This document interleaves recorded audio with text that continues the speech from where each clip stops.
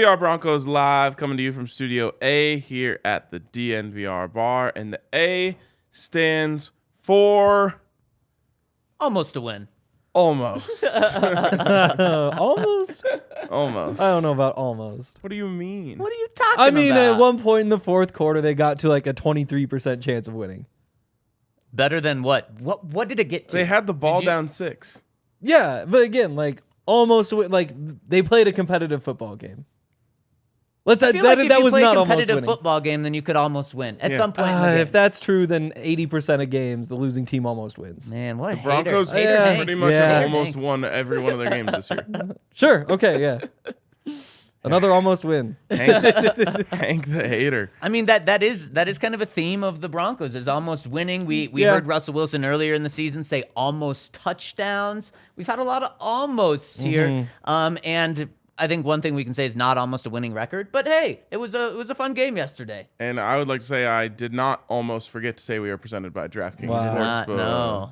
DraftKings Sportsbook, where you can get in on all the best odds boosts, all the best promotions, and $150 when you bet $5 on any money line right now. It's a great deal. Use the code DNVR. Damn, and Eamon just coming right for Hank says Hank put too much salt in his haterade this morning. Wow. That's me. Salt, that would be a big spice for Hank to add to his food. I do like salt. I do like salt. Not Big pepper, fan of though. salt. Pepper too No, much? pepper's good. Oh, Pepper's pepper's good. good. Anything Okay. beyond that Salt, just got pepper, pointless. and mayo sandwich. You know, my fiance gives me a lot of crap for not being able to handle heat, but she loves pepper. And so she'll just dump pepper in things, and it'll just make me cough like crazy. And she gives me crap. She's like, you can't even handle pepper. Yeah, pepper Wow. is... I don't really like the flavor of pepper. Weird. Like, I would just rather have something that's actually spicy. Well, it's not meant to be spicy. Right. I know. That's what I, It's meant to be spice. What is it? E.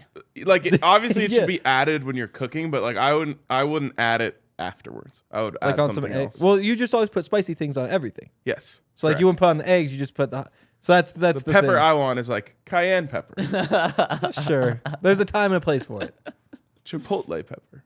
Jerry Jeudy had a little cayenne pepper to his game yesterday. He sure It was did. hot.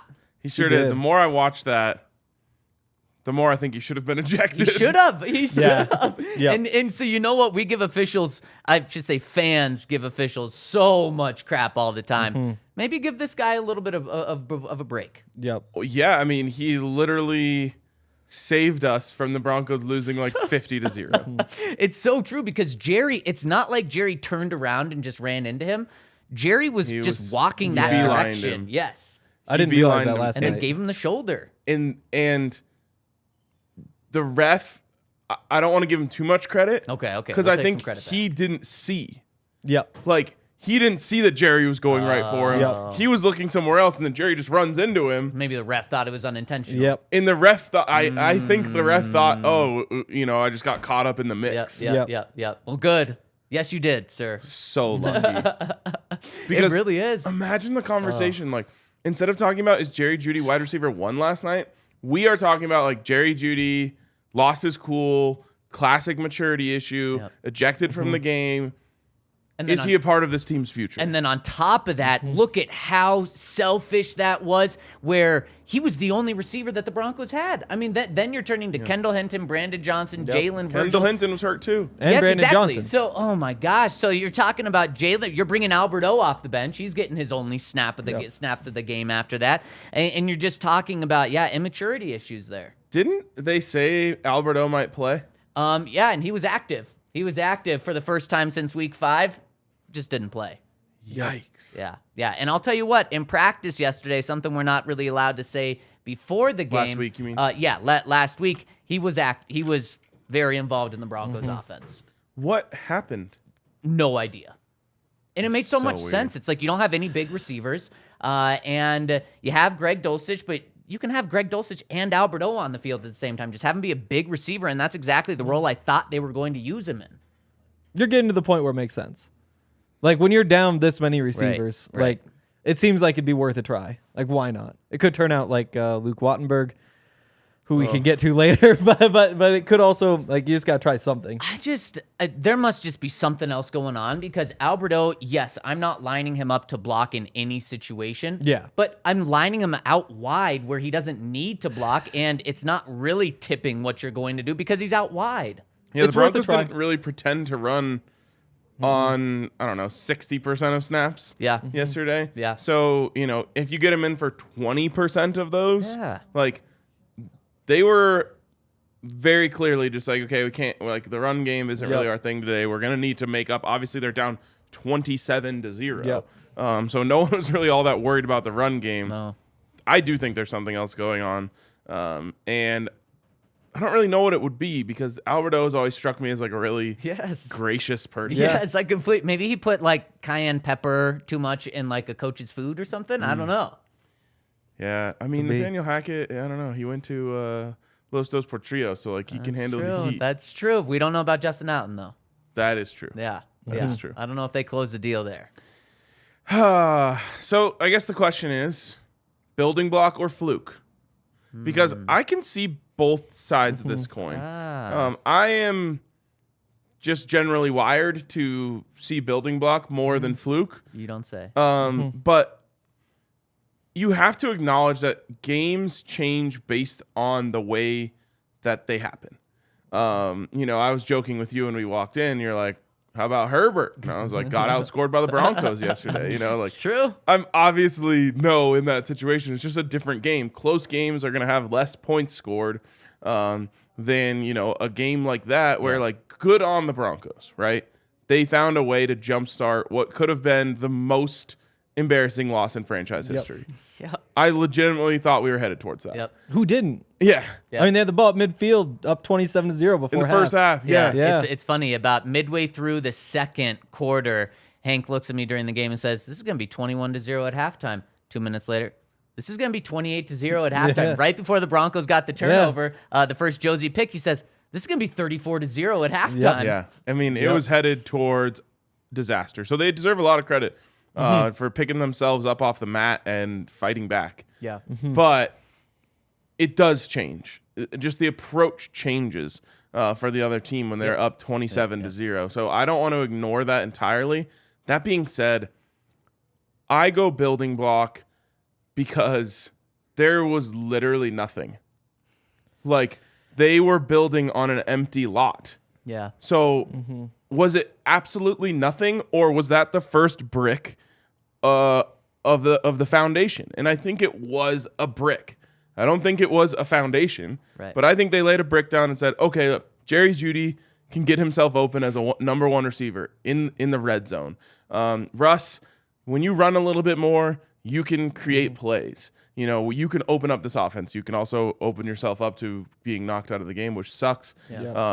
But there's just little things there. This team needed anything. And I think the fan base in a lot of situations is a reflection of the team. And I talked to someone who's in the locker room last night who said the vibes in the locker room weren't all that bad. Nope. Which is kind of annoying and sad. But if you say winning cures everything. Touchdowns don't cure everything, but they clearly cure some things. Yeah. So to me, it is a building block while acknowledging it wasn't some spectacular offensive performance. It was a great response to being knocked flat on your back in the ring and standing up and fighting back. And what sucks is expectations for this team have changed so drastically in the past 10 years, in the past 7 years, where 10 years ago, where the conversation is, how did Peyton Manning not beat the Chiefs by, 17 or more instead of, having a moral victory? Let Alex Smith keep this thing close? 10 years ago, moral victories were non-existent here, but things have changed so much because going back to that house reference and building, the Broncos had a beautiful mansion then. So you're just adding one block. Well, that's nothing for what the Broncos are now. But to answer this question, you want the bad news or the good news first? Good news. No, I'm going to give you the bad news Okay, first. thanks for asking. Well, I thought you were going to help me out here and always get the bad news out of the way first. The bad news is this was a fluke.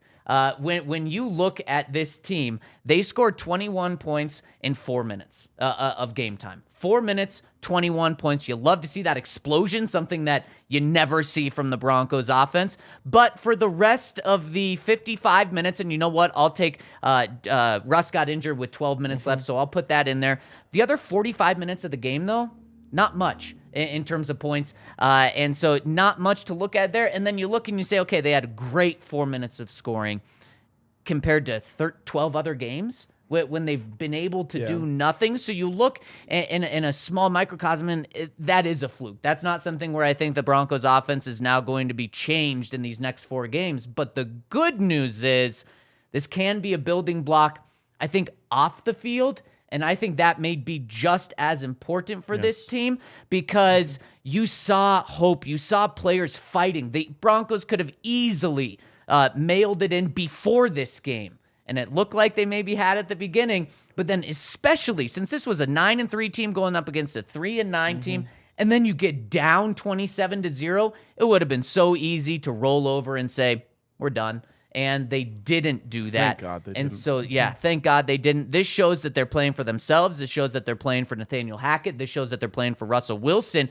And honestly, these final 4 games, I think that's more important of Nathaniel Hackett hasn't lost the locker room. Russell Wilson, boy, was there incredible praise for him in the locker room after the game for what he did. So I think that is a building block. And where the Broncos are at, it's probably more important than the final month. Yeah, there's really 2 positives I take away. The first one is just that, like, fans don't hate the Broncos as much now. I think before this game, they really hated these Broncos. Like, hated them. Because they, like, fought back and looked scrappy and like they cared. I think that won a bunch of the fan base back over. I think Russell's run that knocked him out of the game, I think that won a bunch of fans over too. And not necessarily to the point where they say, hey, maybe things aren't so bad, but at the point where it's like, we suck, but I don't hate you. Yeah. I don't hate you anymore. Yeah. And so I think that's the big thing, is just showing a little bit of effort down 27-0. That's a good thing. You know, that was one of my whiteboard Wednesdays. Just toughen up. You know, when you wind up being embarrassed because things were going to go poorly in that game, what do? They did what they needed to do. They made it a competitive football game, which is, that's a step in the right direction for this team, as sad as that is, just playing a competitive football game. The other thing that I take away as a positive was Russ extending plays. He did a really good job extending plays. He didn't do a great job of turning those into good plays. There were some that he did, but there were others. You know, the first play of the game, the bomb to Dulcich, where Jerry Jeudy's just staying there at the sticks. Great job by Russ to give himself an opportunity to throw that ball. Doesn't do the right thing with it. Yeah. I think it was the next drive. There's a third and 15. And he does the same thing. He gets to the sideline. He's at the line of scrimmage. He's got no one near him. He could stand there for 3 seconds and find somebody open. And instead he just takes off and runs for 11 yards on 3rd and 15.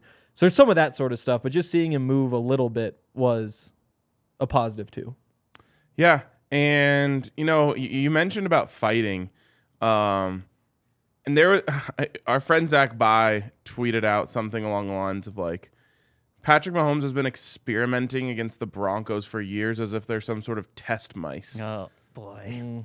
And that, like, reading that hurt. Yeah. Because it's true. Intense. Yep. We even saw it in the game yesterday. And I really appreciate the Broncos for punching back and saying, earmuffs, like, you don't get to just fuck around against us. Or else you're going to find out. And he almost found out.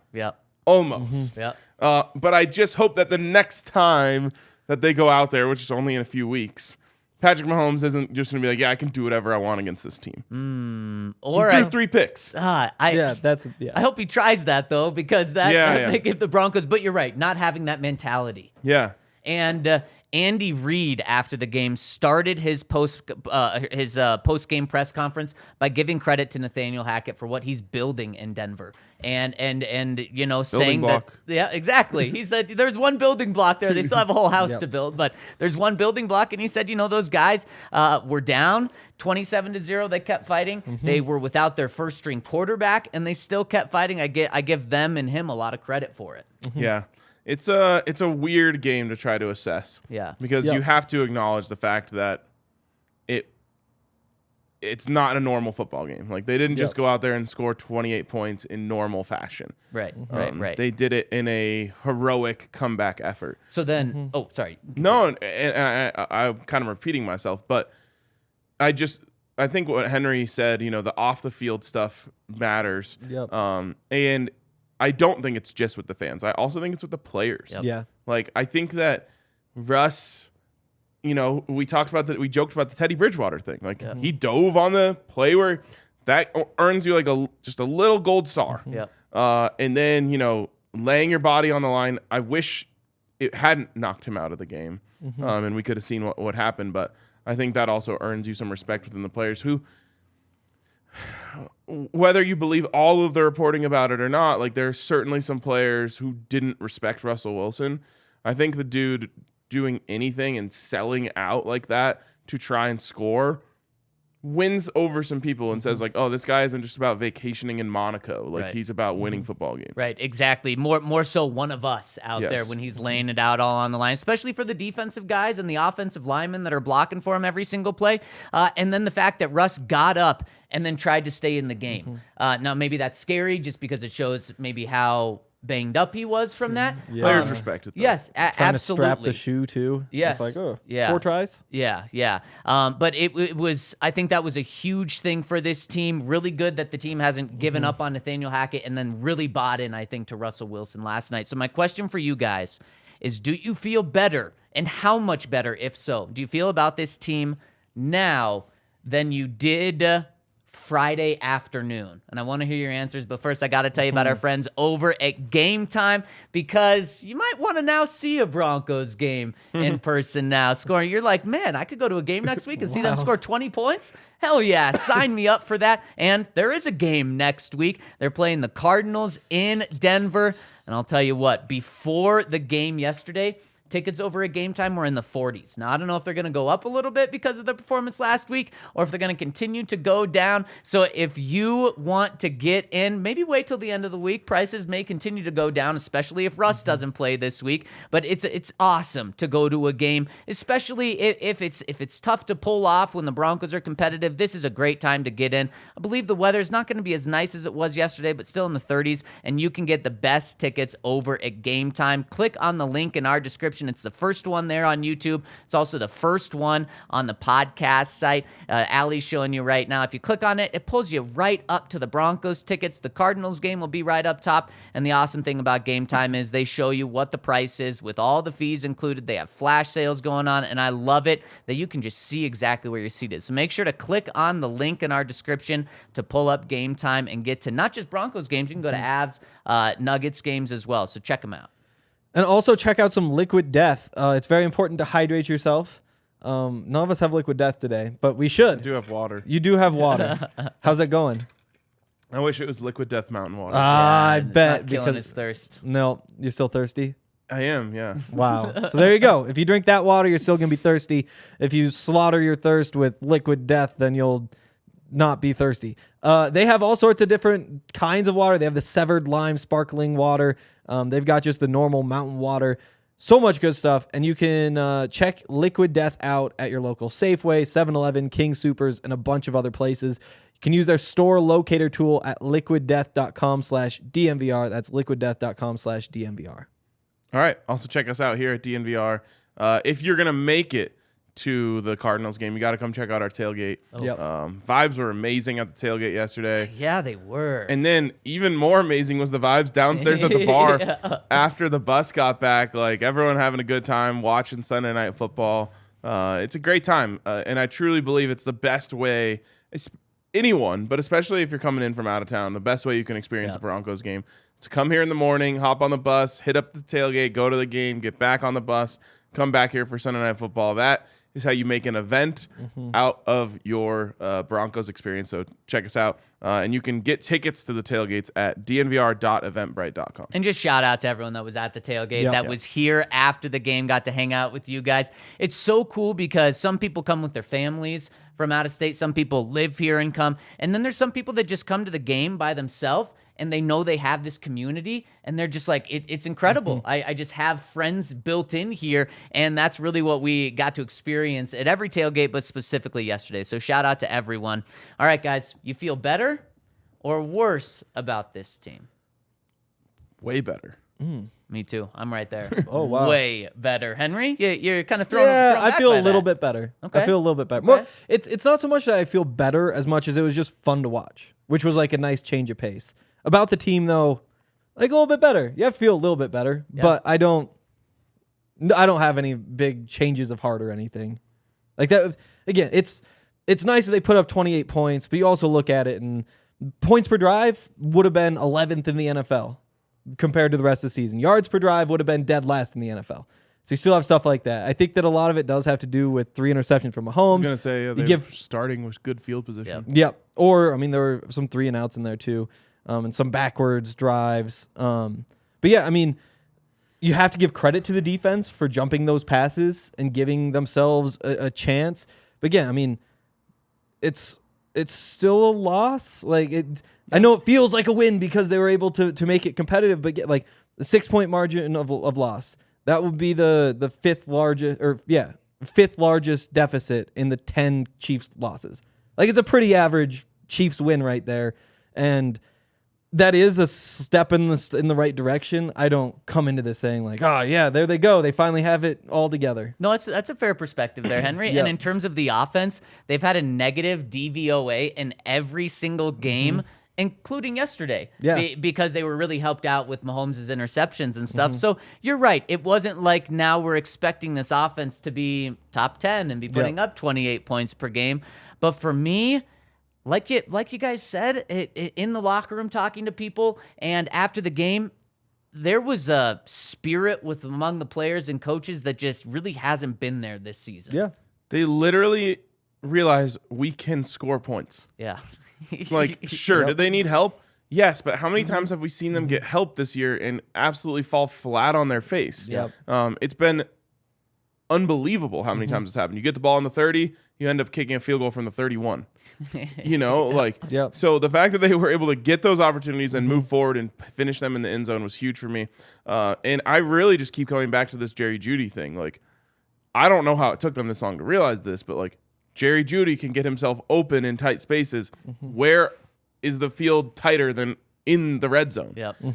And so I like this was like an epiphany that I feel like should have happened. I don't know, the first day he ever came to a Broncos practice, but we're now 3 years in. Now we can start to use him in that way. Like I said yesterday, use those Cooper Kupp concepts to allow him to free himself up in those tight spaces, depending on what coverage you're getting. But 3 touchdowns in a game is big time. And it wasn't a coincidence that he all of a sudden had a breakout game. With Courtland Sutton out this week, they changed him to Courtland Sutton's position. And so now it took him long enough to do it, but now don't mess with it. If Courtland Sutton plays, you know what? Jerry Jeudy's still that guy. He's still your number 1 receiver. He's that guy that you need to say, okay, here you go. You got one-on-one coverage, make a play. Because there was a chart that came out last week that said not only was Jerry Jeudy the best at separation among man coverage, he's by far and away the best. Now, when it came to zone coverage, he was not that good. But man-to-man coverage, when you identify that, Russ or Brett Rippon this week, you need to say, we're changing the play. And this ball's going to Jerry Jeudy. Jerry Jeudy finished with what? Was it 6 catches yesterday? I mean, he didn't have that 7, 8. It wasn't that many catches, wasn't that many yards. He should be getting now double-digit targets every single game in the final 4 games. Yeah, and hopefully the matchup helps Courtland too. Right. Like, it would be another thing that's like, it took you this long to figure this out. Right. Like, you were scoring 10 points a game and you didn't think to try something like this. But, hopefully he gets a couple better looks because of it. And it's harder for them to bracket him and those sort of things that, I felt like slowed down the Broncos offense a lot. In the first couple of weeks, they were like, oh, we're going to take these Courtland one-on-one matchups all day long. It worked a couple times. Now, other teams said, okay, well, we're going to take that away. And hopefully flipping the field on them a little bit allows both of those players to succeed. Yeah, exactly. And, I mean, you mentioned flipping the field. It's not like the Broncos played a perfect game. They were far from it. I mean, getting down 27-0, that is the offense doing terrible. That is the defense doing terrible. And now in the second half, the Broncos defense only gives up 7 points, does a really good job. The Broncos actually come out of the third quarter and do really well. Get a touchdown. Marlon Mack, shout out to him. I mean, he hasn't played any time, and then he takes that one to the house. Best stumble recovery I've ever seen. Oh, my gosh. It was amazing. How did he stumble? I still can't believe that. Eric Decker. He was trying to run too fast. Yeah, he was trying to run too fast. He was. And it was funny, after the game, he said, I knew I was gonna have to dive, and I just had to make it like a couple yards away from the end zone to make it. I mean, it was super impressive. Yep. Yeah. Like, he also could have just fallen and just rolled in because, like Henry said, he wasn't touched. That would have been incredible. But I was like, how did he do that? Like when he started stumbling on the 20, I was like, he's gonna fall on the 1, and the Broncos are going to not punch this in. Oh my gosh, that was key that they got it in. But then special teams. I mean, we're talking about a 23-yard net punt. And 1 point of the game is what Corliss had. Special teams also wasn't great. And I think that's kind of another encouraging thing from this. The Broncos didn't play a perfect game and come up 6-point shot on the Chiefs. The Broncos played a really bad game at times in the game, and they still were able to claw themselves way back. And I think that shows that the talent that is here on the team. It's not amazing, but there is talent here because you're also dealing with pretty much an entire backup offensive line. You're dealing with practice squad running backs, especially when Mike Boone went out. Yeah. I keep thinking, like, could they have won that game if Russ doesn't throw the pick 6? And, like, I just don't think the answer is yes. But wait, you were telling us if Russ didn't get hurt. That, I think the answer is yes. Oh. But I think, like, if you take away that 7 points and now you're just down 20-0, I think it just changes the course of the game. And it's not as simple as just like, oh, now you win by 1. Right, you know what I mean? Right. So I think there's a much greater chance of them winning with Russ on the field on that last Brett Rippon drive than there is, if you try to change something early in the game. Like, you needed the 3 picks. You really did. You more than anything else. And you needed Marlon Mack to. I mean, they were just overdue for. All credit to Marlon, and it's a good play call to get him in space. It's also right into the blitz. Occasionally you wind up with a bunch of space and a guy breaks. It's it's not like they ground their way down the field and everybody's making plays. There is a little bit of luck there. And again, they've had such bad luck all year. Of course they were going to get not of course. Sometimes you are going to get those good breaks. Like you're going to get a lane to run, and Marlon Mack takes advantage of it. Like, the 4th and 7, they decide to go for it at the 4th and goal from the 7, and Jerry's right there, and Brett hits him, where in the past they've missed all of those. I do think they got some better bounces this time around, which helped them. And I think if they'd been getting better bounces all season, we might be sitting here talking about a team that has 5-6 wins instead of a team that has 3. But I don't even know. It's not like there were bounces that went their way as opposed to not. I mean, like Greg Dulcich had a ball hit off his face that bounced up in the air, and then he caught it. Yeah. That was a literal bounce. I guess the Chiefs, instead of having the ball go off his face mask, could have. But again, it wasn't a perfect game. It's not like everything went the Broncos' way here, so there was a little margin for error. But Henry, you mentioned something in the first segment that I really want to touch on even more is Russ's ability to move. Yeah. I think it's really improved the past 2 weeks, and that's just a huge piece to yesterday's game. He doesn't have to. He shouldn't be the Broncos' leading rusher, but his ability to take off, he had 2 significant runs on 2 of the 4 scoring drives the Broncos had. Now, Russ is typically really good at not getting hit hard.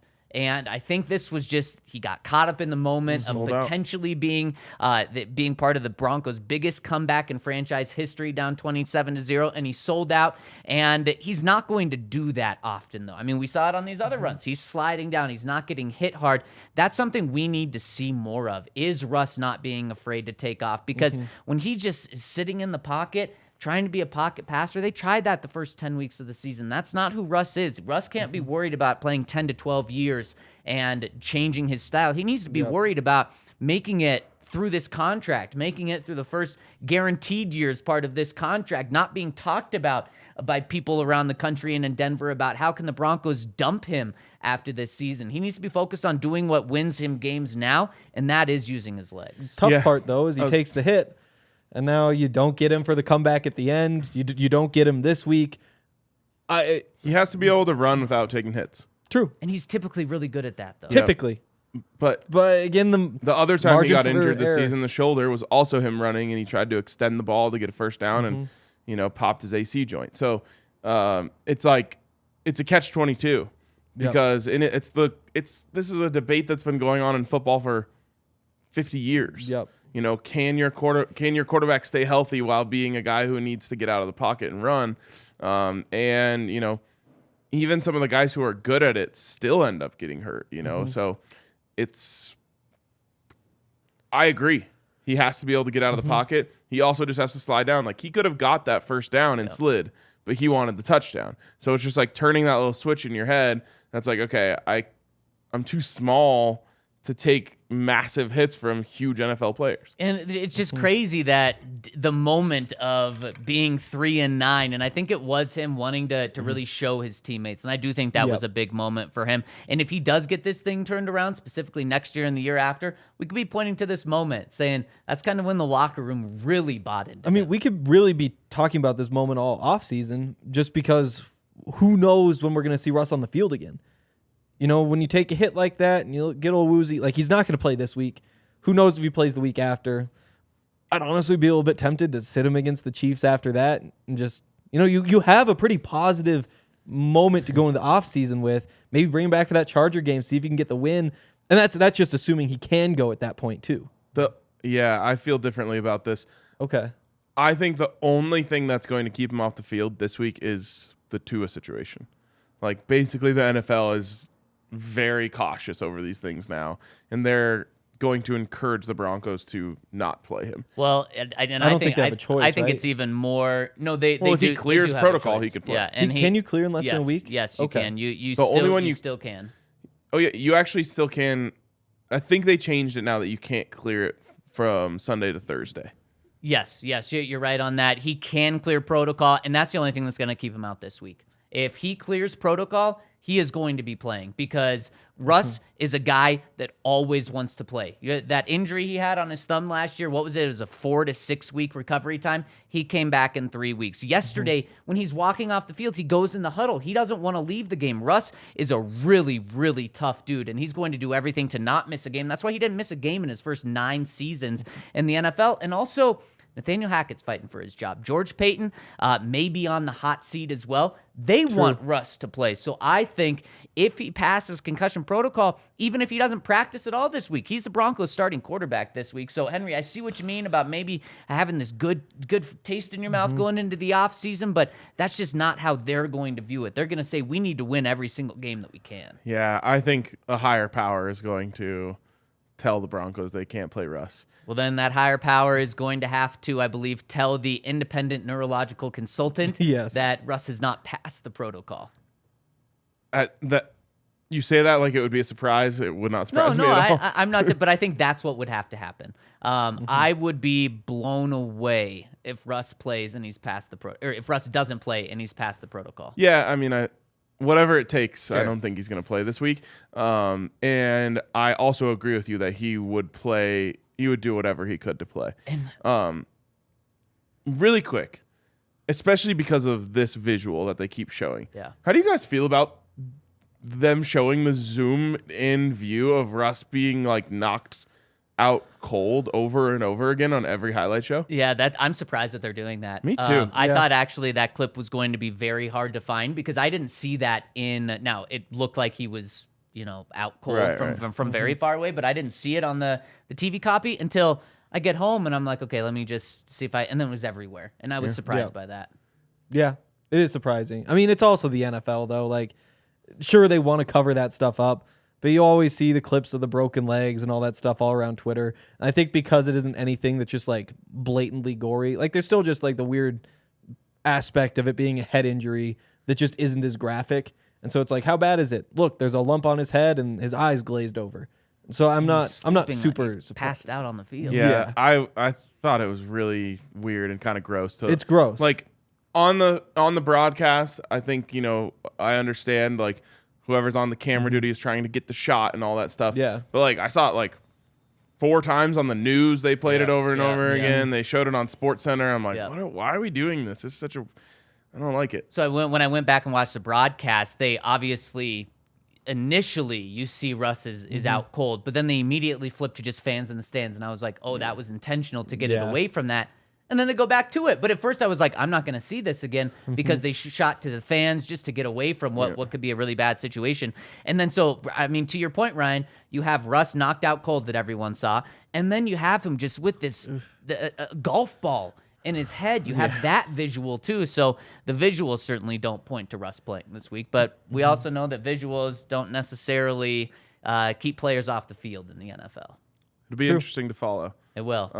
And Henry's also right that it could be you never know with concussions. Yeah. Yep. They're completely unpredictable. And, we saw it was Teddy last year, right? He missed the last 2 or 3 games of the season with a concussion. With the second one of the season, yeah. So, on average, it takes 9 days to clear protocol. Interesting. Yeah. Curious what it is with starting quarterbacks.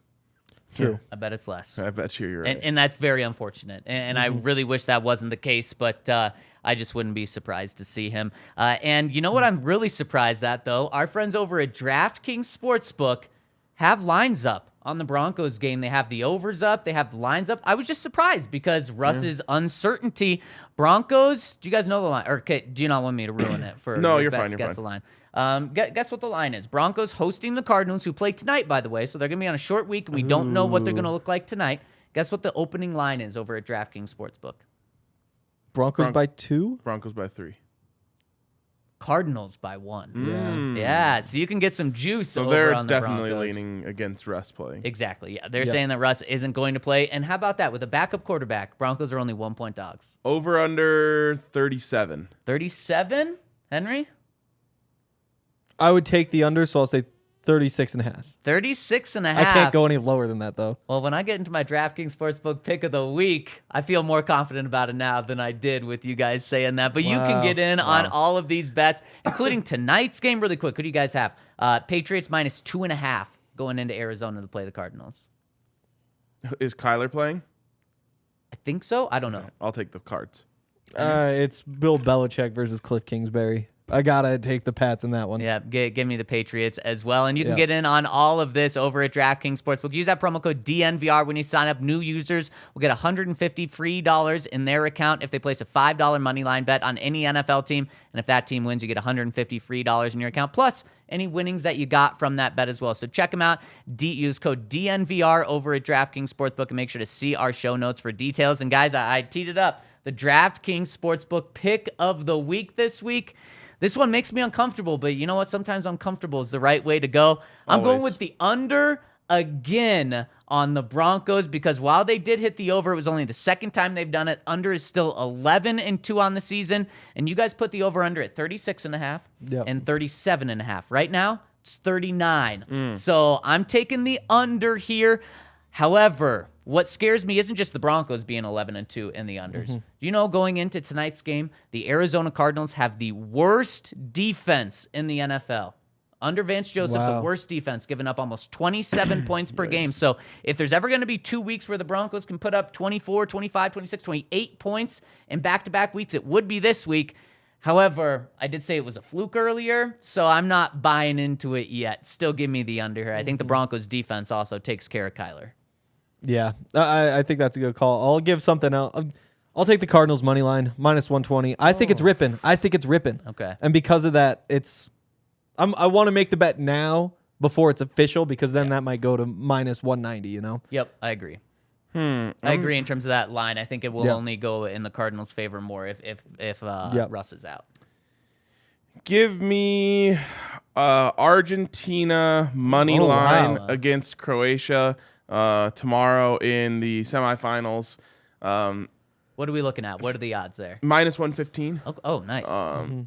Croatia, the reason why it is that way is Croatia's really good at just trying to force the game into extra time, and then their goal would probably be to get to penalty kicks. Right. And money line, you don't win that.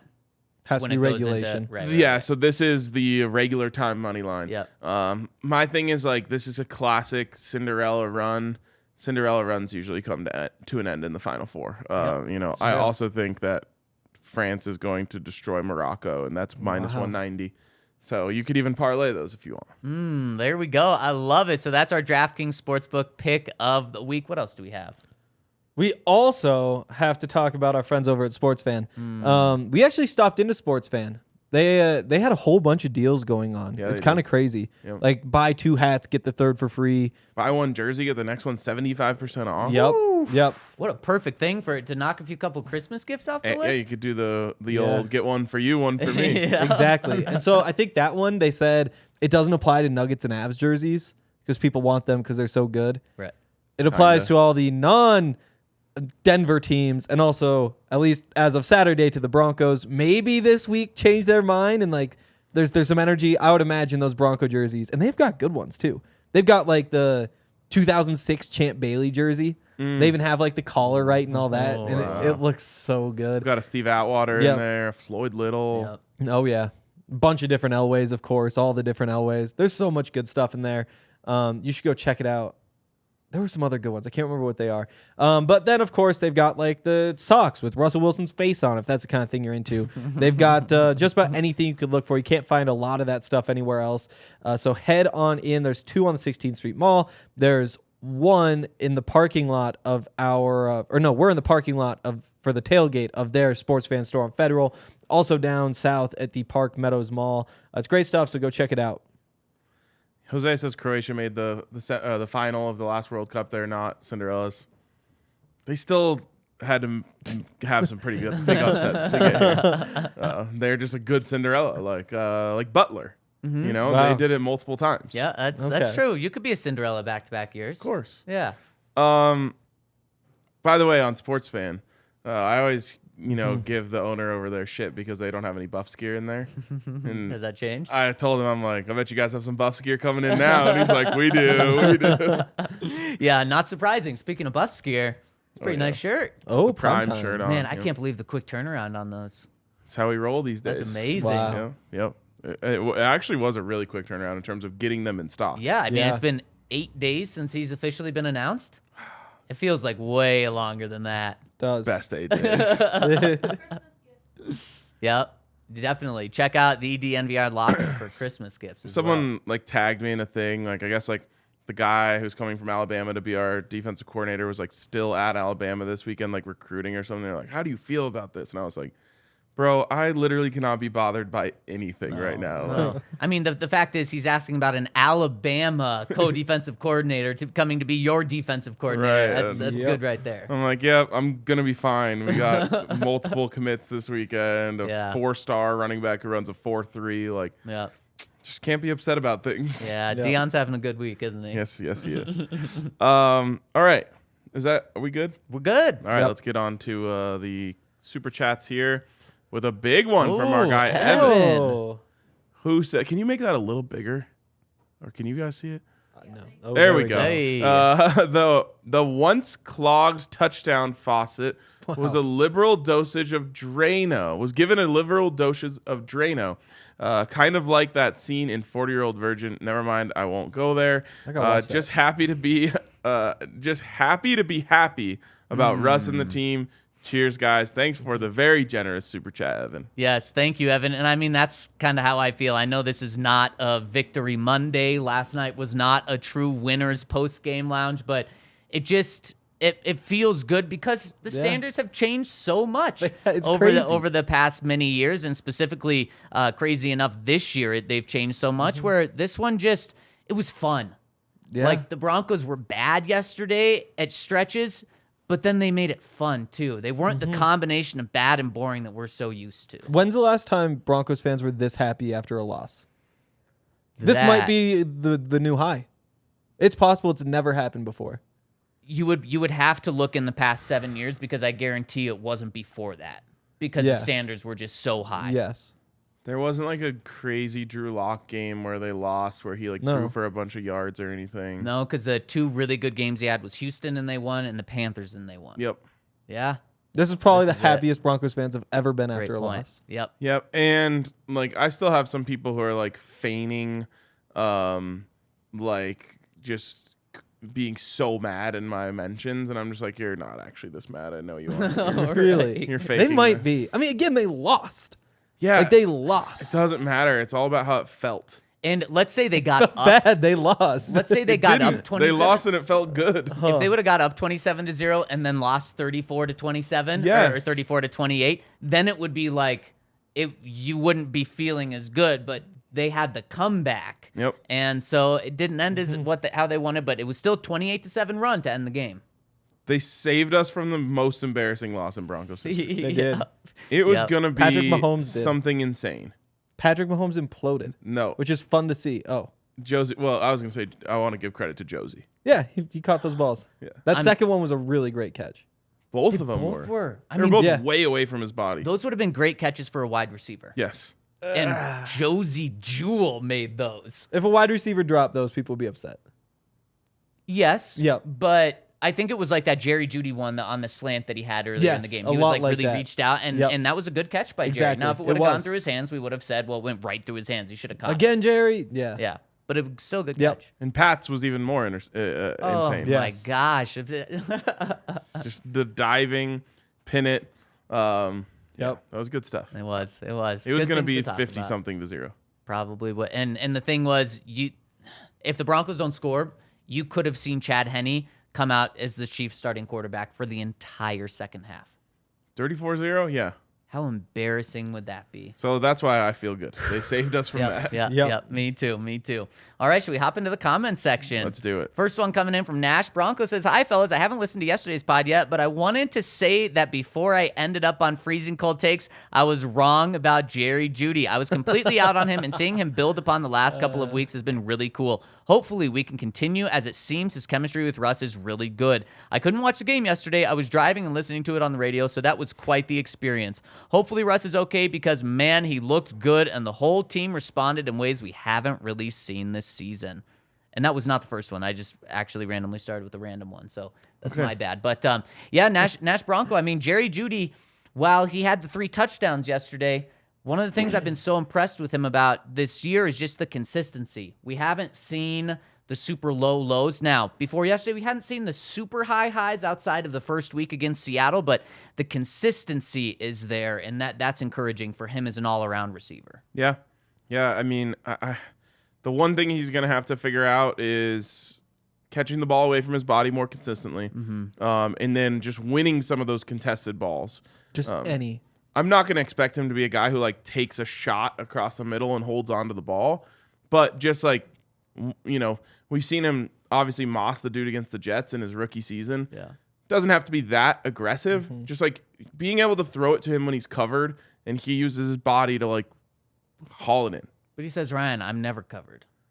Well, then throw to him more. Next one's from Bigwood54. Says, what a game. I think that would have been worthy of prime time. It was so relieving to see Russ out there being mobile and looking like his old self that we remember and love. He played his heart out and proved that he wants this on his last play of the game. I do think if he would have gotten hurt, we would have pulled through in the end. Our boys wanted it more than they did, and we had the momentum. Russ going down definitely hurt. Even with the loss, I once again had a wonderful time meeting RK and Numbies. Sorry, Hank, I didn't get to meet you. You guys throw a hell of a tailgate and a great time back at the bar off the bus. If anyone is listening and is debating on if they should spend the extra money to do the all-in passes, do it. Such a wonderful time meeting amazing people. P.S. Thank you, Shannon, and your fiance for the Breck Brew and a new friendship I made at the bar. Love that. I can't wait to see what this team can be once they become healthy.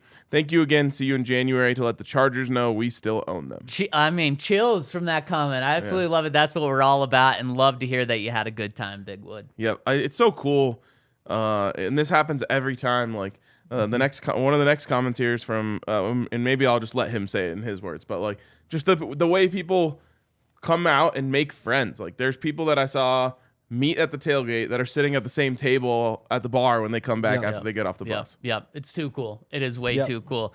Dan Burke says, hey, guys, couple things. One, what's been your impression of Mathis these past few weeks? I think he's looked really good out there, and I'm feeling more comfortable about him as the cornerback 2 option moving forward. We'll just hit on that really quick. Yeah, he's your CB2 next year. He is. And it's the I don't know. I can't even say tackling because he missed another tackle again yesterday. That's an issue. But the hits. Yeah. He gives you hits now, which is a fun development. He's a willing tackler. Yep. In fact, at one point in the game, it was when Damari shoved a guy out of bounds really hard. Hank goes, wow, you don't see Kareem make those type of hits anymore. And I said, well, yeah, you don't, because that was Damari. And he goes, whoa, I thought that was Damari. Yeah, exactly. There was there's 2 times in the game that I thought it was Kareem and it was Damari. Yeah, the Pacheco hit on the sticks. Yeah. And the thing about it is he still isn't a perfect tackler because he still missed a tackle yesterday, but he's willing, and that's just so huge from the corner position. And good players just make plays where you're like, oh, wow, Yeah. And if the interceptions aren't there and, it could have been a pass interference in the end zone, He was able to turn his head around, and that got him the benefit of the doubt. He's turned more than Sauce Gardner. Yeah, he gosh, that he guy. had like his arm on the receiver's arm, but like he pulled it away at the last second, and he's kind of not making contact and kind of pretending he was trying to look for the ball. He did just enough to get not called for that pass interference. That's a step in the right direction from where he was at the beginning of the season. Growth. Probably another thank you note that the Broncos should send to that officiating crew. Yep. Just like with the I know Jerry that Jeudy. wasn't pass interference. It wasn't. But It was just It close. was close. It could have been. and you can't trust a ref to not throw that flag. Right, exactly. Number 2, he says, I think RK touched on it the other day, but are you concerned about Simmons' performance lately? The missed tackles has been an issue, and generally that's associated with the players aging. Simmons will be 30 next season, and I'm wondering if his game isn't aging as well as we thought it might. I'm not concerned about Simmons. I think, I'm confident that he is going to be a fringe Pro Bowl player. I was hoping to be saying, wow, look, it's one of the best safeties in the league. Like, he's going to be an all-pro, all that sort of stuff. He hasn't been that guy. He probably won't go to the Pro Bowl, and I really can't argue with it. And I couldn't argue with it even if he hadn't missed 5 games or whatever it was. It's disappointing, but it's not like he's a hole. It's not like you're giving money to a bad player. Yeah. It's tough on that third down.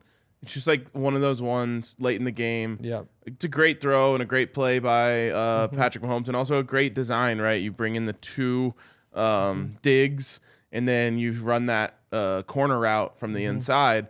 But that's just one where it's just like, man, I just wish he was able to jump it. Like, it's a difficult play to defend for sure. Yep. It's just one where you're like, man, my all-pro safety, I just want him to go out of the box a little bit and make a great play in that moment. Yeah, and I think that's kind of where Justin's been this year. Yep. Is he's not a hole. He's not a big liability. He's a really good player still, but the all-pro level, haven't seen it this year. Yep. Next one's from Briz Baby. This one is awesome.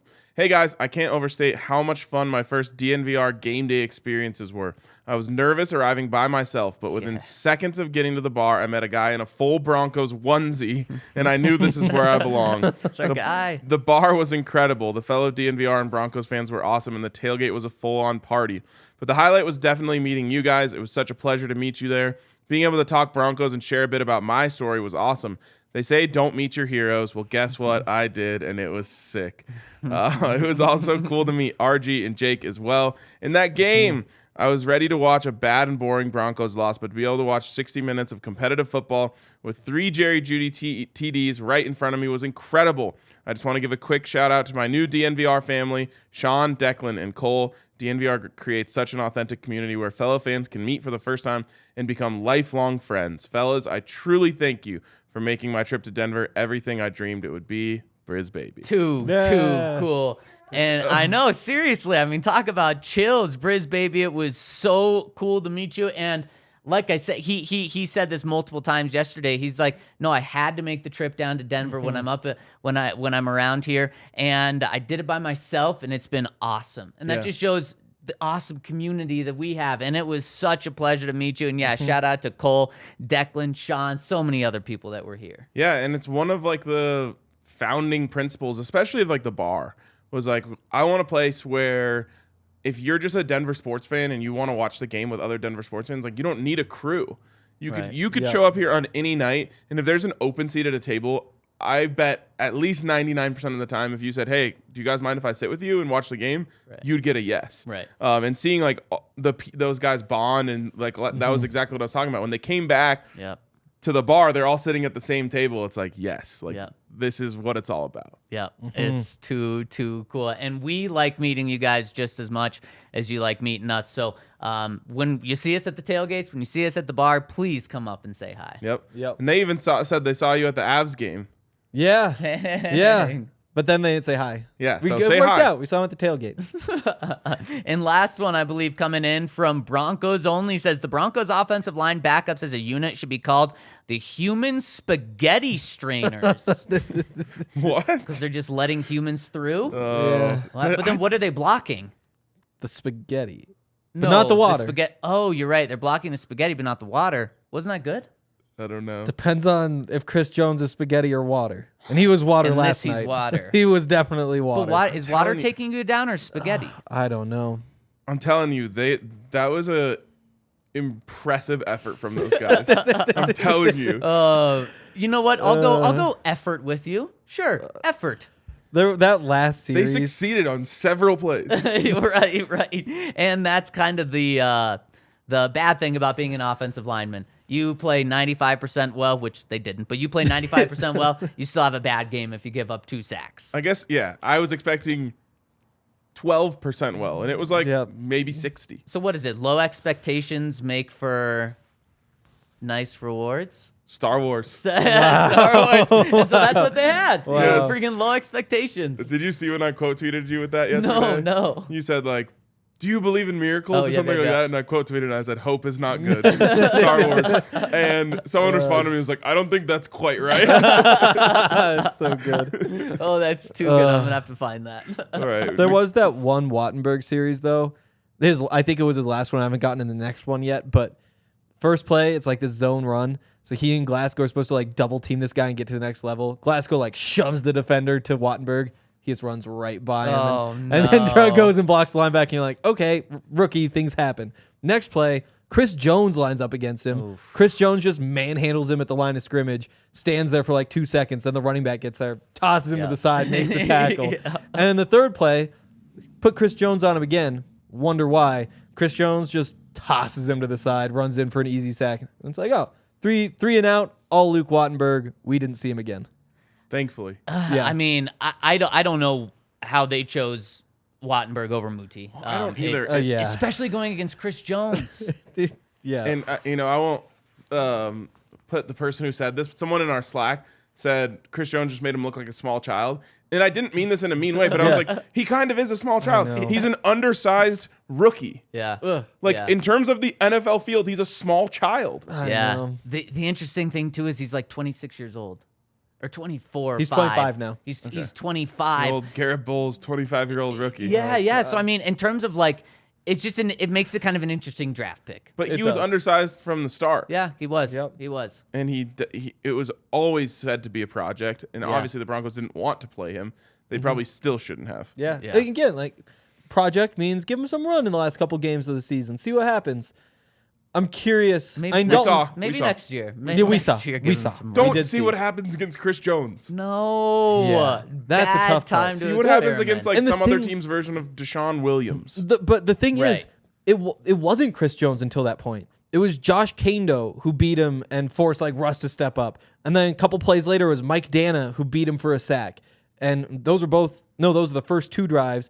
Then you get into the Chris Jones drive when the Chiefs are like, so wait, these guys are doing this to Luke Wattenberg. Yep. What happens if we put Chris Jones on Luke Chris Wattenberg? Jones was probably like, get the hell out of here. I'm taking that matchup. I'm going right there. And the pain about an offensive lineman, it's not like you see Chris Jones line up over you and Wattenberg can just be like, hey, Moody, let's switch really quick. Or not Moody, Miners, let's switch. They honestly should. That would be amazing. Switch. Rotate. An offensive lineman follows a guy throughout the entire game. Yeah, Yep. I mean, don't overthink it. Just don't let that matchup happen. Oh, man, someone's going to do that eventually. But the thing is, I would be in for it. Chris Jones is just going to flip right back. That's true. Oh, they have to make Right a rule. before the snap, you just keep rotating. Exactly. Because they had to make a rule in baseball because like a switch hitter once went against a switch pitcher. And they just kept flipping. And I believe it's the pitcher could only like switch once. So there's some rule about that. So they'd have to make a rule about that in the NFL. It'd probably be the offensive lineman can only switch once. Yeah. Or you just can't switch. And then you're in the same spot instead of switching and then they switch. And I then would definitely switch until they told me I couldn't do that anymore. Yep. Last one here, I believe, from Dweener, who says, can confirm vibes were great at the tailgate yesterday. Shout out to Jackson and Chris. Again, someone who made friends. Also grateful that the Broncos exceeded low expectations, fought hard, and gave us something to cheer for. Followed this up with a great meal at the DNVR bar. Then things took a turn. Solely based on Henry's recommendation, decided to explore Meow Wolf. Wild and unique experience that I was totally in on. Fun way to cap off the night. Awesome was meeting you all, and looking forward to the next time I can make it out, Dalton. Yeah. Again, it was like a very mild recommendation too. Yeah, it wasn't bro, you've got to get out there. You've got to see Meow Wolf. It was like, yeah, I mean, you got a couple hours left in the night.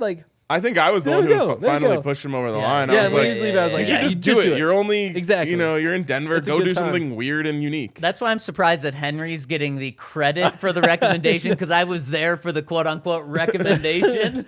And it was like, I feel like you didn't sway him at all. Yeah. You're like, well, if it's your thing, you should go. And he's like, well, I don't know if it's my thing. I was like, just send it, dude. What are the other options then? Man, he did it all. Yeah. He did. By the way, crazy coincidence that he was at the tailgate yesterday, because he famously sent us this mac and cheese. Oh, I didn't realize that was him. Yes. Yeah. Back in like 2018. Yeah. Maybe 2019. Yeah. And it was so good. It was good. And so one of our friends is pregnant, and she recently told me, like, the only thing that ever sounds good to me is mac and cheese. I just want mac and cheese all the time. And I was like, there's this amazing mac and cheese that I got to get you. And I searched and I was like, what was this stuff called? Completely struck out. Yeah. Could not find it. This was like mid last week. Wow. Sunday, show up, meet Dalton, and just like in mid conversation, he's like, yeah, remember when I sent you that mac and cheese? I was like, no way. What is it called? So now free advertising? Yeah. Brazians? Okay, Brazians. There we go. It's an East Coast thing, right? It's definitely not from here. They started as a spice company, then they just started putting their spices in mac and cheese mix. And it slaps. It's really good. Is it spicy? It can be. Oh. What, wait, real spicy? No. There we go. There we go. But like there's a Chipotle one which has a little bit of spice to it. They're all amazing. So it was a crazy coincidence. And now our friend's going to get a nice big package of amazing mac and cheese. Oh, man. I love it. And it was so awesome to meet everyone there last night. Just got to say it again. Really was. And this was a great pod. It was. Appreciate everyone who left their experiences in there and all the great commenters. Those of you who tuned in on YouTube, that is going to wrap it up for us today. We'll catch you tomorrow on the DNVR Broncos podcast.